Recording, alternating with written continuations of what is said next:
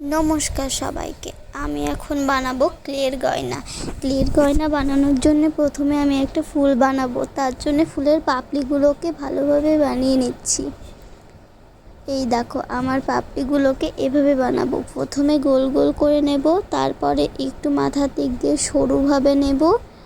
তো তারপরে আবার কি আমাদের পাপড়ি রেডি। তো এখন আমরা গোলের সাথে সবগুলোকে লাগিয়ে দেবো পাপড়িগুলোকে। তারপরে আমি ভিতরে একটু ডিজাইন করার জন্য কিছু কিছু করতেছিলাম। তো এইগুলো তোমরাও করতে পারো আর করতে নাও পারো।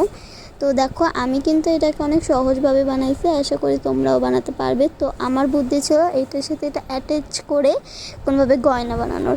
তো দেখো, এগুলো হচ্ছে সুতোর গয়না বানাবো আমি।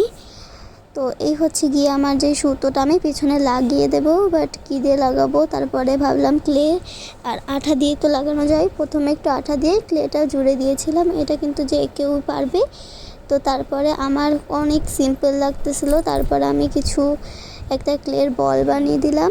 ক্লের বলটা অনেক সুন্দরভাবে বানালাম আমি। তারপরে একটা সুন্দর সুতো নেব, এই সুতোটার সাথে এটা অ্যাটাচ করে নেব। তারপরে এমনটা করে নেব, যেমন দেখাচ্ছি সেমনটা করে নেব।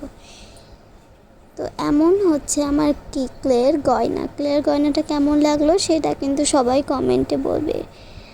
আশা করি তোমাদের সবার ভালো লাগলো, আর সবাইকে টাটা জানাবো। এই হচ্ছে আমার ক্লের গয়না। টাটা।